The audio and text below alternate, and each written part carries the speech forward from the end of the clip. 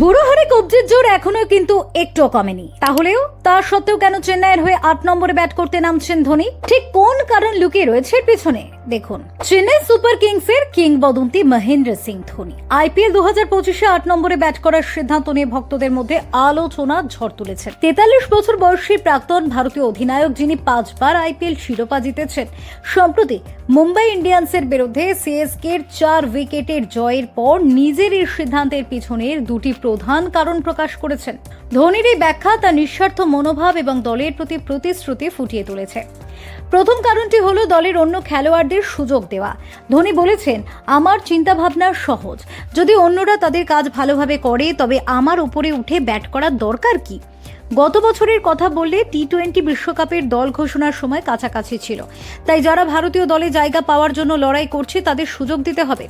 2024 সালে তিনি দেখেছিলেন যে রবীন্দ্র জাদেজা এবং শিবম দুবে ফিনিশারের ভূমিকায় ভালো করতে পারেন।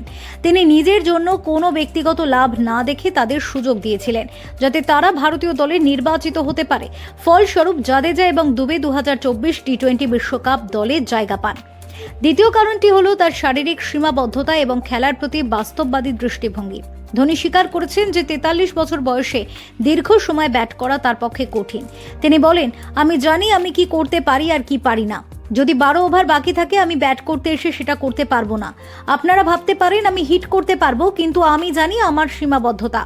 2023 সালে তার বাঁ হাঁটুর অস্ত্রোপচারের পর থেকে তিনি দ্রুত রান নেওয়া বা স্পিনারদের বিরুদ্ধে স্ট্রাইক রোটেট করতে অসুবিধার সম্মুখীন হয়েছেন।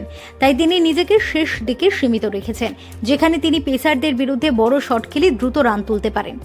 ধোনির এই সিদ্ধান্ত তার দলগত মানসিকতার প্রতিফলন। 2024 সালে তিনি 14 ম্যাচে 161 রান করেছিলেন, গড় 53.67 এবং স্ট্রাইক রেট 220.55।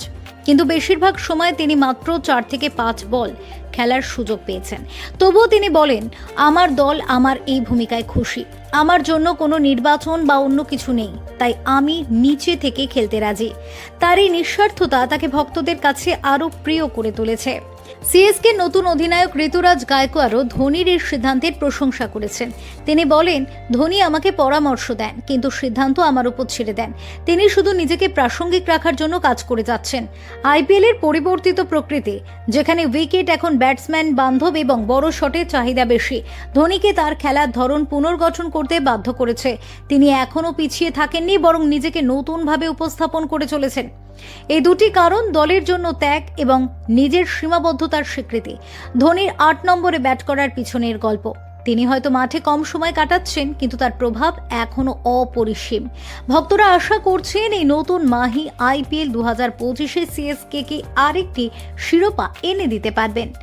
আপনার কি মতামত জানাতে ভুলবেন না কমেন্ট বক্সে। ফেরো রিপোর্ট, TV7 বাংলা।